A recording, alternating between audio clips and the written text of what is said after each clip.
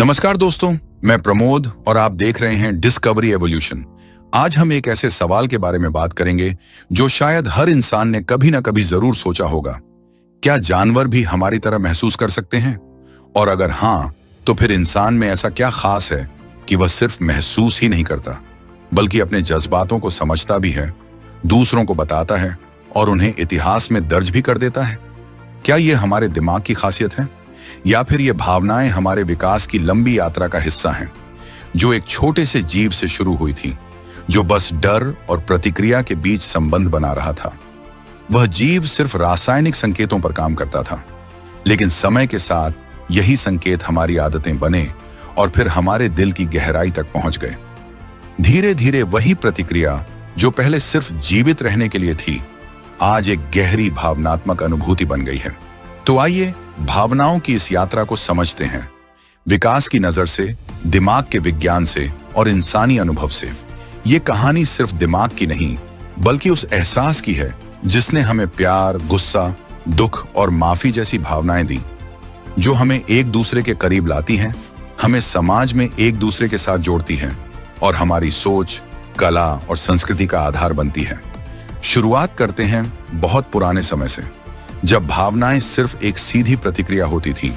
जैसे कि कोई जीव खतरा महसूस करता है तो वो भागता है, जब भूख लगती है तो वो खाना ढूंढता है। ये सब शरीर की रक्षा करने वाली आदतें थीं। जब धरती पर पहली बार रीढ़ वाले जीव आए तो उनके दिमाग में एक हिस्सा बना जिसे हम एमिगडाला कहते हैं। ये एक तरह का अंदरूनी अलार्म है जो हमें डर या खतरे के समय सतर्क करता है।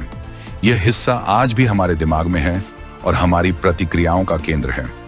जैसे जैसे समय बीतता गया और जानवरों में बच्चों की देखभाल की जरूरत बढ़ी, वैसे वैसे एक नई भावना बनी, ममता। एक माँ का अपने बच्चे के लिए प्यार और सुरक्षा का भाव, जिसने जानवरों को एक दूसरे के करीब लाकर समूह बनाने की शुरुआत की। यही भावना आगे चलकर अपनापन और दोस्ती जैसी चीजों में बदल गई। समूह में रहना सिर्फ सुरक्षा नहीं देता, बल्कि सामाजिक जुड़ाव और समझ का आधार भी बनता है। अब सोचिए, जब कोई बंदर अपने मरे हुए साथी के पास बैठा होता है, कुछ नहीं खाता, उसकी आंखें उदास होती हैं, तो क्या वह सिर्फ आदत निभा रहा है या वाकई में कुछ महसूस कर रहा है? क्या उसके अंदर कोई ऐसी अनुभूति है जो हम इंसानों से मिलती जुलती है? मान लीजिए, एक घने जंगल में एक चिंपांजी अपने मरे हुए बच्चे को गोद में उठाए बैठा है। वह हिल भी नहीं रहा, बाकी सब आगे बढ़ चुके हैं, पर वो वहीं रुका है। उसकी आंखें गीली हैं, उसकी सांसें भारी हैं। वह बार बार अपने बच्चे के चेहरे को छूता है, जैसे यकीन करना चाहता हो कि जो हुआ है वह सच है। क्या वो दुखी है? क्या उसे कुछ समझ नहीं आ रहा? ये नजारा हमें झकझोर देता है, जैसे हम अपनी ही कोई भूली बिसरी याद देख रहे हों। ये कोई इत्तेफाक नहीं है कि चिंपांजी और इंसान का डीएनए लगभग पूरा एक जैसा होता है। 100 में से बस एक हिस्सा अलग है। और यह भी इत्तेफाक नहीं कि हाथी, डॉल्फिन, यहां तक कि कुछ चिड़ियां भी अपने मरे हुए साथियों के लिए शोक मनाते हैं। कुछ परिंदे खाना छोड़ देते हैं, कुछ घंटों तक शांत बैठे रहते हैं। यह सब दिखाता है कि भावना कोई गलती नहीं, बल्कि जरूरी चीज है जो हमें जोड़ती है। मान लीजिए, एक पेड़ है जिसकी अलग अलग टहनियां हैं। एक टहनी इंसान की है, दूसरी हाथी की, तीसरी डॉल्फिन की। लेकिन अगर हम पीछे जाकर देखें तो सब एक ही जड़ से निकली हैं। इसका मतलब यह है कि भावना एक पुरानी और साझा विरासत है जो हम सभी में किसी न किसी रूप में आज भी जिंदा है। वैज्ञानिक मानते हैं कि लगभग 6.5 करोड़ साल पहले, जब जीवन पेड़ों पर रहने वाले जीवों में विकसित हो रहा था, तब भावना की नींव रखी गई थी। इंसान के दिमाग का जो हिस्सा सबसे बाद में बना, उसे कहते हैं प्रीफ्रंटल कॉर्टेक्स, यानी दिमाग का आगे का हिस्सा।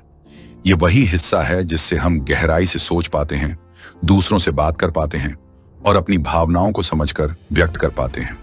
इसी की वजह से हम सिर्फ डरते नहीं, बल्कि सोचते हैं, मैं डर क्यों रहा हूं? यह सोचने और समझने की क्षमता ने इंसान को कविता लिखने, चित्र बनाने, संगीत रचने और कहानियां कहने की ताकत दी। यहीं से इंसान ने अपनी भावनाओं को शब्द, गीत, चित्र और संगीत के जरिए बांटना शुरू किया।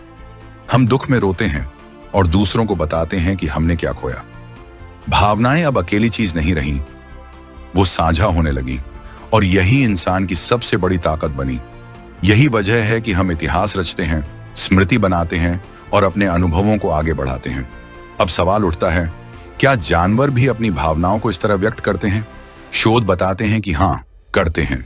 एक डॉल्फिन जब अपने मरे हुए बच्चे को कई दिन तक अपनी पीठ पर लिए तैरती है तो वो सिर्फ आदत नहीं निभा रही, वो दुख जाहिर कर रही है। हाथी अपनी मरी हुई साथी की हड्डियों को पहचानते हैं और कई बार उनके पास घंटों तक खड़े रहते हैं। वैज्ञानिक मानते हैं कि यह दुख सच्चा और गहरा होता है। कुछ जानवर अपने साथी के चले जाने के बाद अकेले हो जाते हैं, खाना पीना छोड़ देते हैं और सुस्त हो जाते हैं, ठीक उसी तरह जैसे हम इंसान करते हैं। अब सोचिए, जानवरों में ऐसी भावना क्यों बनी? हर भावना का एक फायदा होता है। अगर कोई भावना हमें एक दूसरे से जोड़ती है तो वो आगे बढ़ती है। जो जानवर समूह में रहते हैं उनके जिंदा रहने की संभावना ज्यादा होती है। इसलिए जो भावनाएं जोड़ने का काम करती हैं, जैसे प्यार, ममता, अपनापन, वो समय के साथ मजबूत होती गई।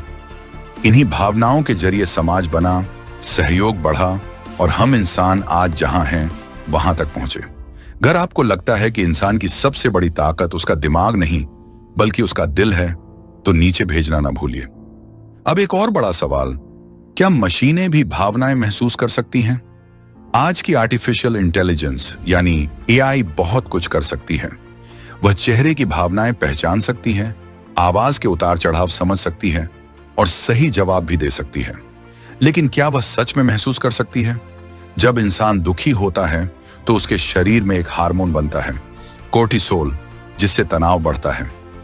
दिल की धड़कन धीमी हो जाती है और आंखें नम हो जाती हैं। ये सिर्फ डेटा नहीं, ये एक जिया गया एहसास है। एआई कह सकती है, तुम दुखी लग रहे हो, लेकिन क्या वह खुद कभी दुखी होगी? क्या उसकी आंखों में भी कभी आंसू आएंगे जो अंदर से उठे हों? सोचिए, भविष्य में एक रोबोट कहता है, मुझे अकेलापन लग रहा है। आप पूछते हैं, क्यों?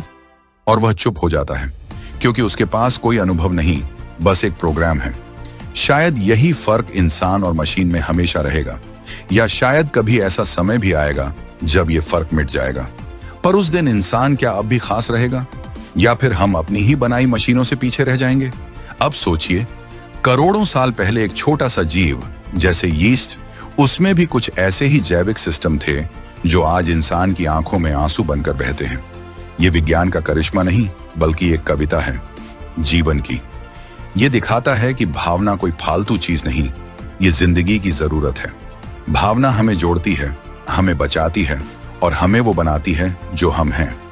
इंसान अकेला नहीं है जो महसूस करता है, लेकिन शायद अकेला है जो अपने एहसासों को कहानी बना सकता है। गुफाओं में बने चित्रों से लेकर आज की डिजिटल डायरी तक, हर आंसू, हर मुस्कान इस बात का सबूत है कि हम जिंदा हैं। हम सोच सकते हैं, समझ सकते हैं और सबसे जरूरी, महसूस कर सकते हैं।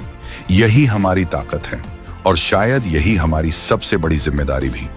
तो अगली बार जब आप किसी जानवर को देखें, एक बिल्ली जो अपने बच्चे को चाट रही हो, एक कुत्ता जो अपने मालिक को ढूंढ रहा हो, या कोई पक्षी जो चुपचाप बैठा हो, तो सोचिए, शायद वो भी कुछ महसूस कर रहा है। शायद वो भी हमारी ही तरह सवाल कर रहा है, क्या मैं अकेला हूं? अगर आपको ये कहानी पसंद आई हो तो डिस्कवरी एवोल्यूशन को जरूर सब्सक्राइब कीजिए और नीचे कमेंट करके बताइए, आपके हिसाब से वो कौन सी भावना है जो इंसान को सबसे अलग बनाती है, और क्या वो भावना कभी किसी मशीन में आ पाएगी? हम सिर्फ वीडियो नहीं बना रहे, हम एक सोच को आगे ले जा रहे हैं। Discovery evolution.